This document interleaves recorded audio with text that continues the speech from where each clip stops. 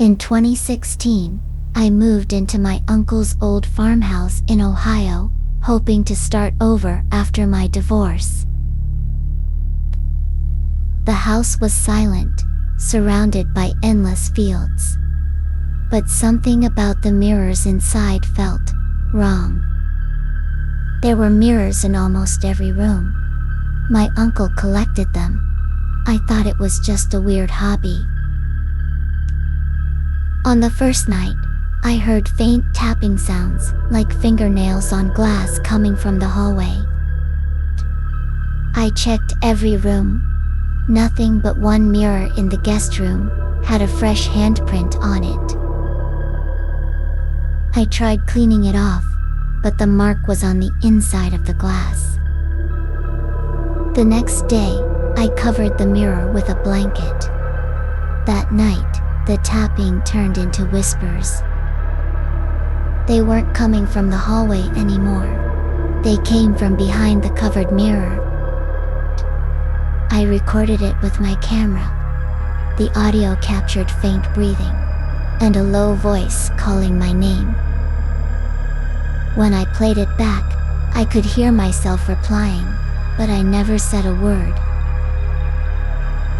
I sent the recording to a friend. He said the voice on the tape wasn't mine. It was deeper, slower. That night, every mirror in the house fogged up from the inside, like someone was breathing behind them.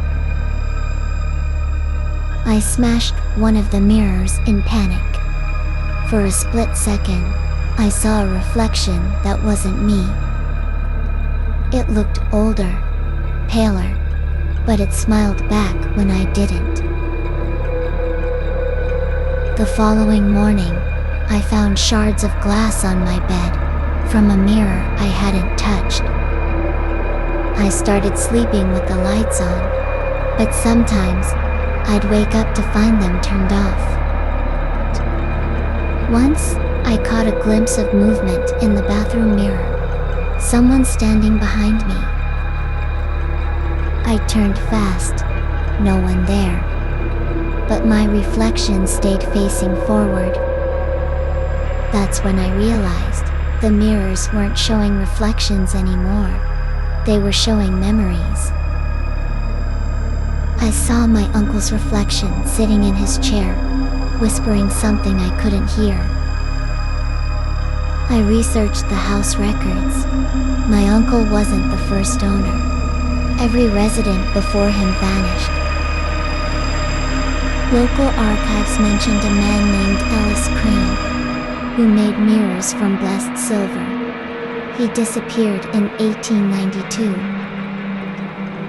I found his initials etched behind one of the mirror frames, EC. That night, I woke up to find all the mirrors uncovered. Someone had removed every blanket.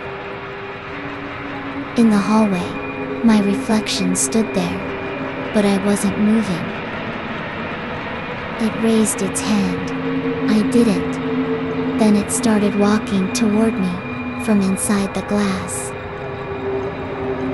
The mirror cracked as it stepped closer. My camera caught everything, the glass bending like water. I blacked out. When I woke up, morning light filled the room. The mirrors were all gone. I checked my footage. The final frame showed my reflection staring back, but smiling.